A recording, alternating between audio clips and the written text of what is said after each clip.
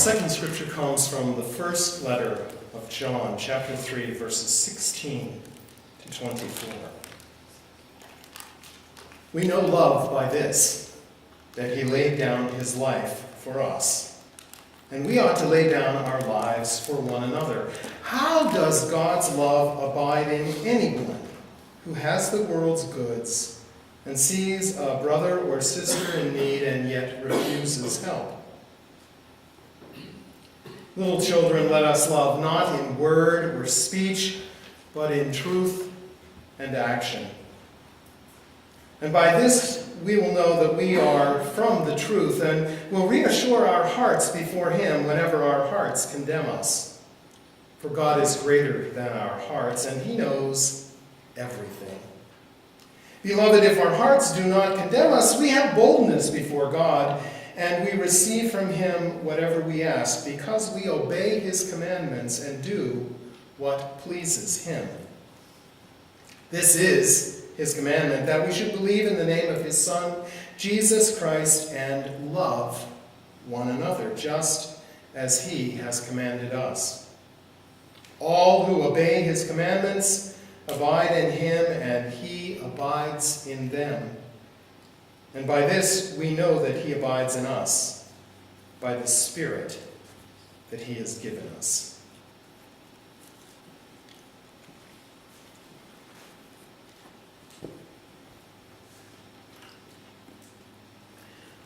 The other week, when Brian McLaren was here, he had a meeting just with clergy. And it was really, really a wonderful time. Honest, compassionate, wonderful sharing. And he told some of his story, some of his life journey, and he told a thing that happened to him, that he experienced back in 2007, probably. And it was in the run-up to the 2008 election, and he was watching one of the debates on television. He said, that was the first time in my life that I really, literally wanted to throw something at the television. And you'll understand why in a minute. It was one of the early Republican debates, and there were some 16 candidates on stage, and they had these questions, and they had to answer quickly because there were so many of them, but they would just come right down the road. And the questions, at least some of them, were good questions.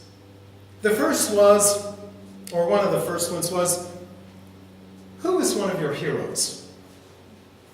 And they went down the list of candidates, and each one would tell their person, and they got to Tom Tancredo. He was a congressperson from Colorado at the time and had decided to run for president. And he right away said, Jesus Christ is my hero. Well, I'm not sure that hero is a word that I would use to describe Jesus. It's just not. But I understand, I think, where he was coming from. I assume that what he was saying is that he liked to watch the way Jesus lived, and that was how he wanted to model his life. And that he was going to do his very best to follow in Jesus' footprints. That's what I would assume he meant by that. Well, they had a few more questions, and then another question was, what is your greatest regret? And they got to Tom Tancredo, and he said, I regret that I didn't accept Jesus Christ as my Lord and Savior sooner. Okay?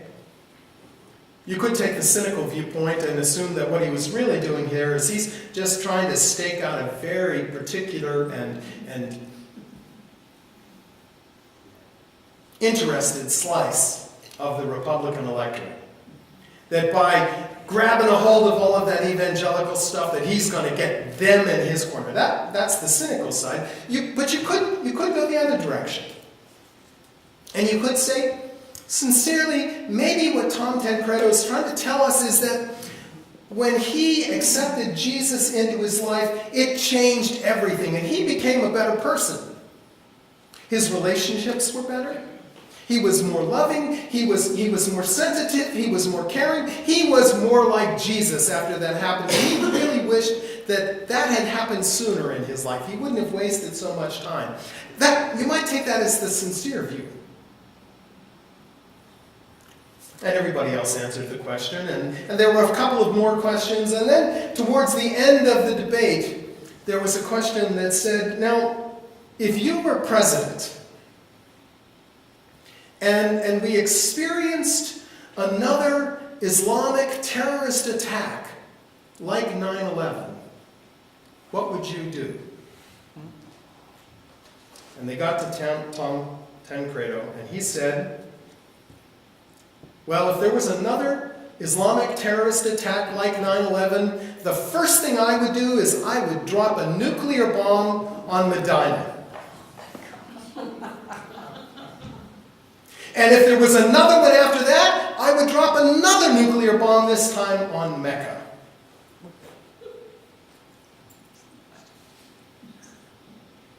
When Brian McLaren told that story, I didn't watch those debates. I wasn't interested in them at that point in time.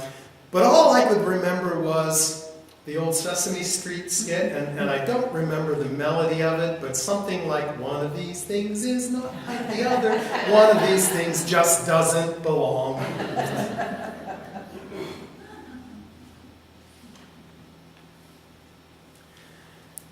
The writer of 1 John would not have been surprised at that answer.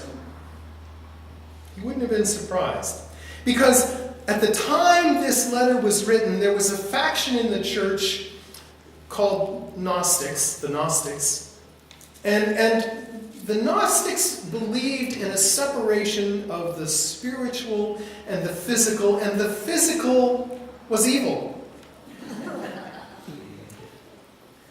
The Gnostics believed that the physical was evil, and so basically it didn't matter what you did to it. It didn't matter what bodies did, because they had nothing to do with the spiritual realm of faith. And they would have thought that Tom Tancredo's solution would have been not a bad one. There's nothing evil about bombing and destroying millions of bodies and buildings. That's all okay. So the writer of 1 John would have heard that and said, yeah, I know people who think just like that. But he called out the Gnostics. That's who he was talking to in today's passage. Anyone who has the world's goods and sees his brother or sister in need and doesn't help, how can they say that the love of God abides in them? Because the Gnostics would have looked at their brother or sister starving to death without clothing, without shelter, and said, it's just their bodies, it doesn't matter. Indeed, it might even be better for them. It might be a blessing because they don't have to worry about taking care of all that stuff, and it's just, we'll just go on from here. So the writer called them out, but just like them, that writer would have also called out Tancredo's theology. Now, if you were to do what Anne does, she writes in her Bible, next to the passages, the dates when I preach on these passages. And then when I come back, she says, oh yeah, you did this one last time. Well, if you looked at Anne's Bible, you would see that I preach on this every 3 years when it comes around in the lectionary. And the reason is, and you could get that from my opening illustration here, it's an easy sermon to preach. It's an easy sermon to preach. And it's especially easy at this point in our history as a nation, isn't it?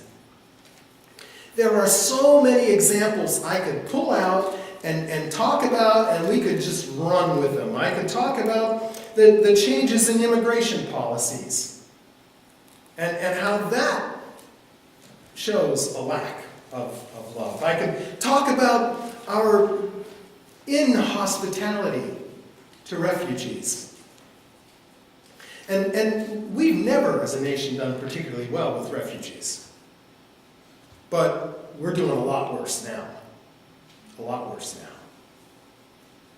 I could Talk about the latest moves by some of our Republican Congress people to slash Social Security and Medicare and Medicaid. Especially at this time as more and more people depend upon those. And you talk about slashing Social Security precisely at a time when unions are on the decline and fewer and fewer and fewer people have the old-fashioned defined benefit retirements. And what's going to happen to that whole generation of people if that safety net goes away? And it's not much of a safety net even to start with.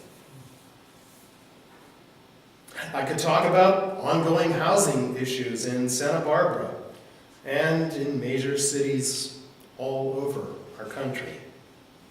About the number of folk in our community right here who can't afford permanent housing, or who live literally one paycheck away from living in their vehicles. And it's not just poor folk who are in that position. I could talk about all of those things, and we could list a whole bunch more. And you know what? I'd be preaching to the choir, wouldn't I? I'm watching you going, yeah. And you know, I was thinking about it as we put my sermons up on YouTube each week. And some people actually watch them. It's really fascinating. And I don't know how they pick which ones they watch or what happens. The highest number, there was 100 and some views. And then I've got a couple that nobody watched. I mean, I could see them starting it and turning it off maybe, but I don't know why they didn't even start. I don't know. But in any case, somebody watches at least some of them. I'll bet they're part of the choir too. Because if they're watching them, they likely come from a similar place. We've heard the call to reach out and love. We're sensitive to the needs of those around us. We know that acting in love is the way to show the true nature of our faith. We do. We do. We took the heat from our neighbors when we joined the safe parking program. You know, some of you were here. Some of you who weren't have heard the story. That was the first time in my life in a public gathering where someone called me a liar. I was astounded. I didn't know what to do. I really didn't. We have two vehicles who park here and folks sleep here every night, and it's a drop in the bucket. It's a drop in the bucket. But it is a drop in the bucket. And those are two folk who wouldn't have a safe, quiet place to sleep otherwise. The fourth Sunday of the month, we have our sharing Sunday. There's boxes of cereal around here waiting to come up to the front. Again, it's a drop in the bucket, but it does three things. The first thing it does is when we have our sharing Sunday, we actually share it. And so some people will have cereal. And there's a little bit of money that won't have to come out of the Unity Shop's budget to buy that cereal. And that's not the biggest thing. The biggest thing is it's a reminder for me. Each month, about a week, usually the third week, maybe even the second week of the month, we start to ask them, what's the sharing item this month? And we start watching the grocery stores. And just for us, we've decided that each month we get $10 worth of whatever it is. So if we get we got 6 boxes of cereal this month for $10. On the tuna month, if we're really careful, we can get 12 cans of tuna. And I've learned where to watch and how to do that. And this month, the cereal was actually on sale 4 weeks ago. So it's been sitting in my office the whole time. So it's a reminder to be aware of the needs of other people. And then the third thing I think is probably the most important one of all. And we don't have a lot of kids in our congregation at this point in time, but it is a reminder to our children that we think about other people and and we give. We who have are responsible to share. That's a really good thing. Once a month we have the Path Food Pickup, where a couple of trucks from our congregation go from grocery store to grocery store to grocery store, and they pick up produce and baked goods that probably are a little bit past where they're not going to sell very well, but they are still more than edible. I was at a conference once, and there was a person talking about food that gets thrown away, and he called it ugly food that is still more than good and needs to be eaten. And instead, in our culture, it gets thrown away. That apple with a little blemish on it, why not eat it? Well, those things, we pick them up once a month, and they end up helping folk who can use them. Once a month, we go to Transition House and make lunches. See Judy, she always is looking for someone else to come and help make lunches. We contribute as a congregation to the Showers of Blessings and other local programs. And then there's the individual direct actions, the individual advocacy, the individual financial support that all y'all do in your daily lives. That's good stuff. And we're aware of our footprint on the earth. We think about that. We think about what our carbon that gets left behind is. We think about those things. That's all really good. We get it. We're woke. Amen? Amen? Amen? Amen. Okay. Here's the deal, though. That's the sermon I could have preached. Here's the deal, though. I still feel guilty.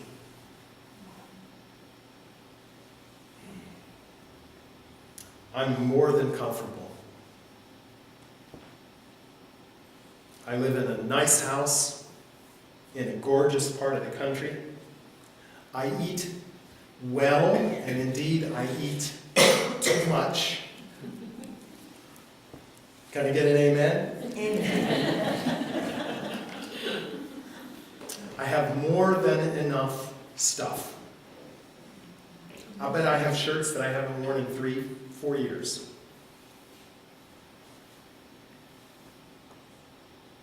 I'm secure as I face the future. I am. My problems are literally first world problems. Literally first world problems. And maybe you haven't noticed this, but I'm white.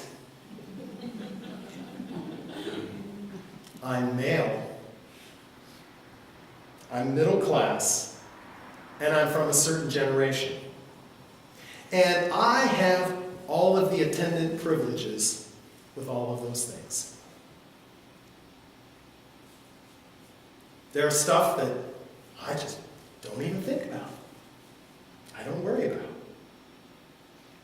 And the only thing I did to get all of those privileges is be born. And I had nothing to do with that. So the question that comes to me is, why should I have things so easy? Why should I have things so good? I've been in other places in the world. I know that there are people who are much smarter than me, who have deeper faith than I do, who work harder than I have ever imagined working, and yet they don't have any of the privileges I have. Why should I be so lucky? Now you're noticing, I'm not using the word blessed. I'm using lucky. And shouldn't I be doing more to make the world better for folk who are not as lucky as me? And you know, another piece of this is that some of the advantages that I enjoy go back to the sins of my ancestors. We have legal title to a house. But as my friend David reminds me, I'm not sure I have moral title to it. Yeah, we bought the property from someone who bought the property, who bought the property from someone who bought the property, who bought the property, bought the property. But if you go back far enough, you get to someone who didn't buy the property. They stole it. They stole it. And I benefit from an economy that took advantage of slaves and built its earliest foundations on slavery, on putting children to work in places children should never even be, that stole and continues to take resources from indigenous people around the world and paying them much, much less than they should get for it, and then takes it back to them in finished products that they can't possibly afford. And all the while has done and continues to do horrible things to the oceans, the earth, and the air. I feel guilty. Maybe you do sometimes too.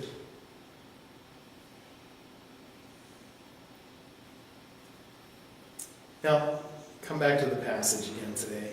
And the writer's audience wasn't only the Gnostics. It wasn't only the people who didn't care, who looked at the needs around them and didn't address them. There was also a population who got those words who were woke. They saw the needs around them and they helped.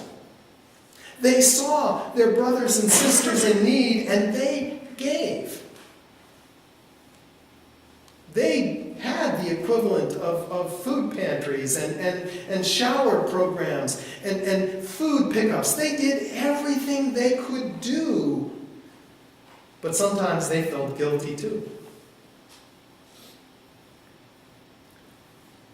Sometimes their hearts condemned them. Not because they were doing nothing, but because the needs were so large they couldn't do everything. And their hearts condemned them. And that's what that middle part of this passage addresses. And the wording's a little difficult in the version I read, so let me read it again, this time from the Message. My dear children, let's not just talk about love, let's practice real love. This is the only way we'll know we're truly living in God's reality. It's also the way to shut down debilitating self-criticism, even when there's something to it.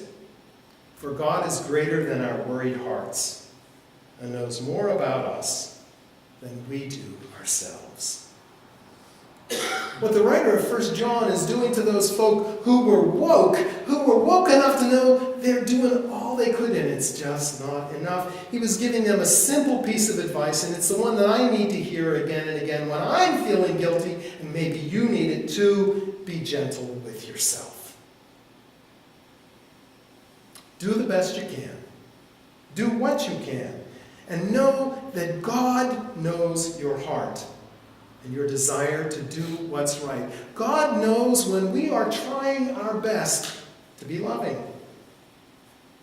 And that's all we can do, is try our best to be loving. Well, I was going to say you shouldn't feel guilty. Maybe we do still need to feel a little bit guilty. But we need to not allow it to overwhelm us. There is always more to be done. There is always one more step to go. There is some way that I could be a little bit more responsible. But I'm on the journey and I'm doing my best, and I know that you are all as well. We have received more than we deserve. And that does place upon us a responsibility to use those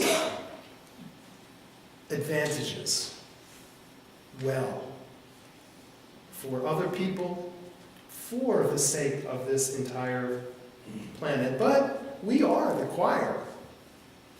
We are the choir. And God knows our hearts. And so we don't need to feel guilty. Well, just a little bit. But we need to know that God sees us. Now, the passage goes on in the Message version. And friends, once that's taken care of, and we're no longer accusing or condemning ourselves, we're bold and free before God, able to stretch our hands out and receive what we ask for. Now, the people, what did they ask for? They asked to be God's people in this world, doing the right things, able to stretch out our hands, receive what we ask for, because we're doing what God said and what pleases God.